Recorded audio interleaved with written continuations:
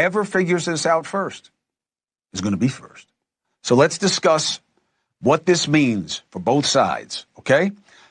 Texas member of Congress, Republican, co-chair of the DOJ caucus, Pete Sessions, and California member of Congress, Democrat John Garamendi.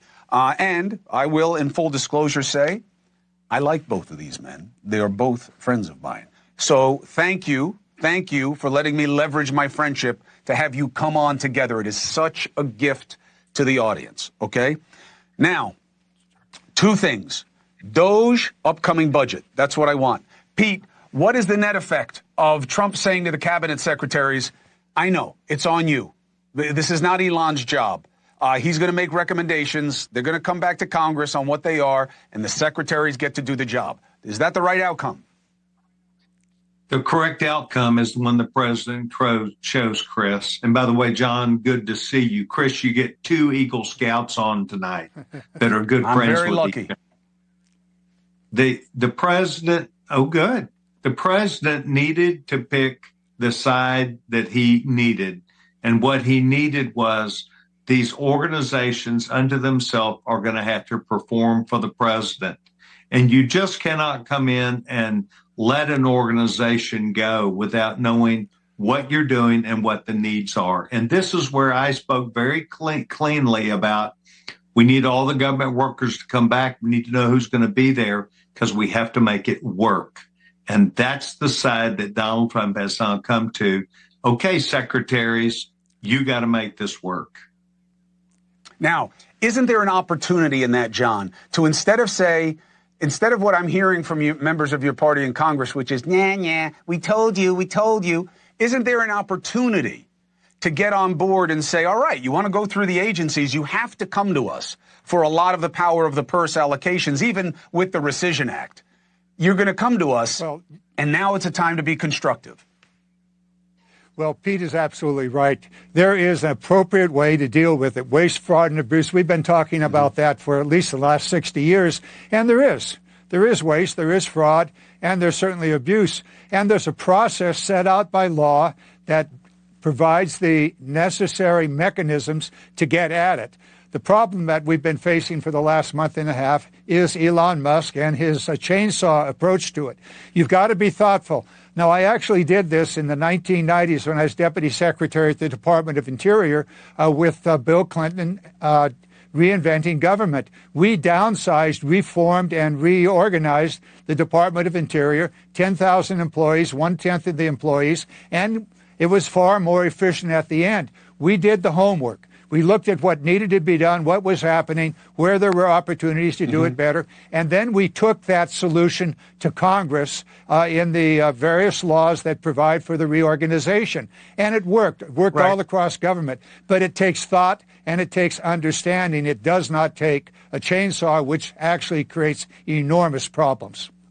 All right, well, let's stick with the chainsaw for a second. Staffing, to me, is a red herring. This is about spending. And coming in the up-budget negotiation, I don't believe that you guys are boxed out. I think there's a really good chance that the Republicans are going to need Democrats to make a deal. I really do. But are Democrats willing to not use the McConnell playbook of just oppose at every opportunity and actually work with the Republicans, even if it would mean Trump getting credit for a budget that is balanced for the first time in 20 years? Well, that credit would be shared with everybody in Congress, Democrat and Republican, along the way if that were to happen.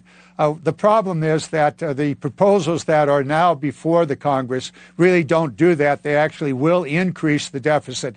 Very complex. As of today, apparently negotiations totally broke down between the Democrats and the Republicans. It will probably, and it should resume over the weekend. Yes, I suspect that the Republican, and Pete can speak to this much more clearly than I can, will ultimately not be able to gather the necessary votes on their side, and they will come to the Democrats, as has happened repeatedly over the last 2 years. We really must work together. We can, and there are solutions. We share, I think, a common desire to make this government work effectively, efficiently, and to eliminate problems. that are not necessary. Pete, give me a last word on what you think the upcoming budget. Do you think it's going to be just a short-term CR kind of deal, or do you think there's a chance that you actually go through all the allocations? First thing I'd say is that every single one of us needs to be responsible for our vote. And I believe that there are parties that are there for a reason, but I think that it will pass. And I think that the greater good is what we will think that we're seeing from this. And the greater good will be that we do see with this government, meaning Elon Musk, yes, Donald Trump, yes, but has cut out or found what they think is an incredible amount of savings that were under what could be waste, fraud, and abuse. And we all see it.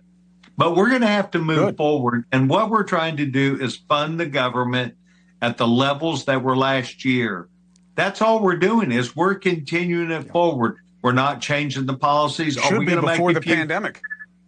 Are we going to make a few changes? Yes, we've got to fund a couple things that came up or that have come up. But I think this is something where both Republicans and Democrats could get together and we say it's a compromise. Good. I'd love it. I'd love it. I think the country would love it. More importantly, here are the guiding principles for you guys. I'll leave you on this. You guys need to be the following: trustworthy, loyal, helpful, friendly, courteous, kind, obedient, thrifty, brave, clean, and God forbid, reverent.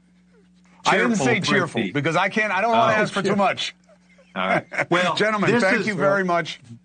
This is a real challenge for us, Chris, and I think you fairly and objectively laid out something that both sides need to take seriously.